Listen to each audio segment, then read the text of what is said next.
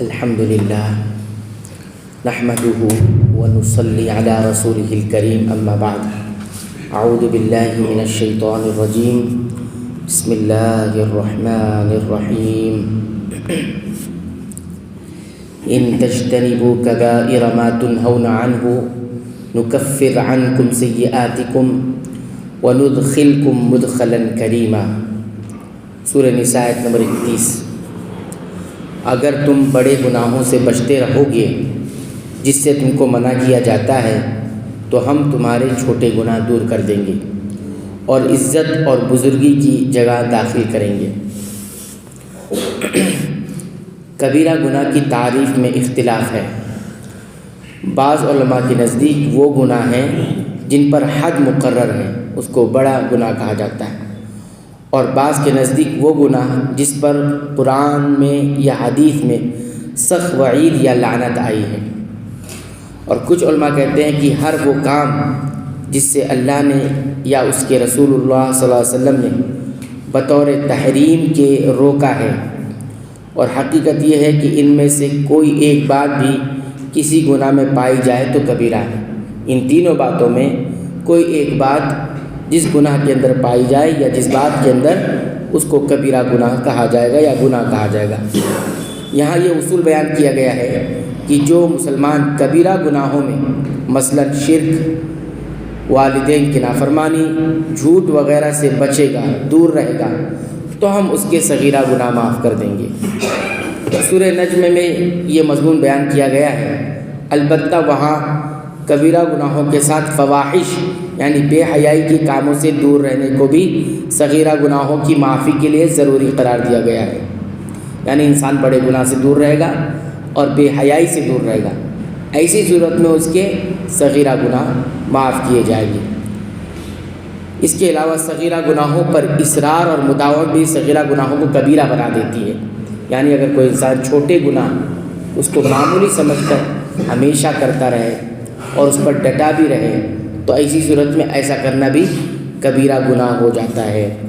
اسی طرح بڑے گناہوں کے ساتھ احکام اور فرائض اسلام کی پابندی اور اعمال صالحہ کا اہتمام بھی نہایت ضروری ہے۔ یعنی انسان کبیرہ گناہوں سے بچتا تو رہے لیکن ساتھ ہی ساتھ احکام اور فرائض کو بھی پابندی کے ساتھ کرے، نیک اعمال بھی کرے۔ صحابہ کرام نے شریعت کے مزاج کو سمجھ لیا تھا، اس لیے انہوں نے صرف وعدہ مغفرت پر ہی تکیہ نہیں کیا، یعنی اسی پر بھروسہ نہیں کیا کہ اللہ نے مغفرت کا وعدہ کیا ہے تو اب کچھ نہیں، بلکہ انہوں نے مغفرت اور رحمت الہی کے یقینی حصول کے لیے یہ تمام باتوں کا اہتمام کیا۔ جبکہ ہمارا دامن عمل سے تو خالی ہے لیکن ہمارا دل امیدوں اور آرزوؤں سے بھرا ہوا ہے۔ عمل سے ہم خالی ہیں لیکن دل میں یہ امید ہے کہ اللہ تعالیٰ جو ہے بخش دے گا، مغفرت فرما دے گا۔ حالانکہ صحابہ کرام عمل سے بھرے ہوئے تھے لیکن ساتھ ہی ساتھ خوف اور امید دونوں ان کے یہاں تھا۔ وَلَا تَتَمَنَّوْا مَا فَضَّلَ اللَّهُ بِهِ بَعْضَكُمْ عَلَى بَعْضٍ لِلرِّجَالِ نَصِيبٌ مِّمَّا اكْتَسَبُوا وَلِلنِّسَاءِ نَصِيبٌ مِّمَّا اكْتَسَبْنَ وَاسْأَلُوا اللَّهَ مِن فَضْلِهِ إِنَّ اللَّهَ كَانَ بِكُلِّ شَيْءٍ عَلِيمًا۔ اور اس کی آرزو نہ کرو جس کے باعث اللہ تعالیٰ نے تم سے بعض کو بعض پر بزرگی دی ہے۔ مردوں کا اس میں سے حصہ ہے جو انہوں نے کمایا اور عورتوں کے لیے ان میں سے حصہ ہے جو انہوں نے کمایا، اور اللہ تعالیٰ سے اس کا فضل مانگو، یقیناً اللہ ہر چیز کا جاننے والا ہے۔ اس آیت کی شان نزول میں بتلایا گیا ہے کہ حضرت سلمہ رضی اللہ تعالی عنہ نے عرض کیا، مرد جہاد میں حصہ لیتے ہیں اور شہادت پاتے ہیں، ہم عورتیں ان فضیلت والے کاموں سے محروم ہیں۔ ہماری میراث بھی مردوں سے نصف ہے یعنی آدھی ہے۔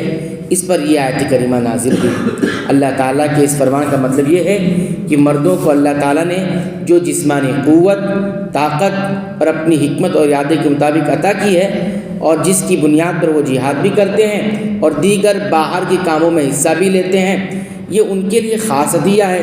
اس کو دیکھتے ہوئے عورتوں کو مردانہ صلاحیتوں کے کام کی آرزو نہیں کرنی چاہیے۔ البتہ اللہ کی اطاعت اور نیکی کے کاموں میں خوب حصہ لینا چاہیے، اور اس میدان میں وہ جو کچھ کمائیں گی مردوں کی طرح ان کا پورا صلہ انہیں ملے گا۔ اس کے علاوہ اللہ تعالیٰ سے اس کے فضل کا سوال کرنا چاہیے، کیونکہ مرد اور عورت کے درمیان استعداد، صلاحیت اور قوت کا جو فرق ہے وہ تو قدرت کا ایک اٹل فیصلہ ہے جو محض آرزو سے تبدیل نہیں ہو سکتا، البتہ اس کے فضل سے کسب و محنت میں رہ جانے والی کمی کا ازالہ ہو سکتا ہے۔ یعنی اگر اللہ سے ہم فضل کی دعا کریں تو ہم نے جو کچھ بھی عمل کیا ہے جس کا اجر اللہ تعالیٰ دینے والا ہے، ان کمیوں کو اللہ تعالیٰ اپنے فضل سے دور کر دے گا۔ تو ہمیشہ ہم دعاؤں میں یہ دعا کرتے رہنا چاہیے، اللہم انی اسألک من فضلک، اللہم انی اسألک من فضلک ورحمتک فإنہ لا یملکها الا انت۔ اے اللہ میں تجھ سے تیرا فضل اور تیری رحمت مانگتا ہوں، اس لیے کہ ان دونوں کا مالک صرف تو ہی ہے اور کوئی نہیں ہے۔ اللہ تعالیٰ سے دعا ہے رب العالمین تو ہمیں قرآن حکیم کی پابندی سے تلاوت کی توفیق عطا فرما اور کتاب و سنت کے مطابق عمل کی توفیق عطا فرما۔ اے اللہ تو ہماری مغفرت فرما دے، ہمارے والدین کی مغفرت فرما دے اور تمام مسلمانوں، مومنوں، اہل توحید کی مغفرت فرما، آمین۔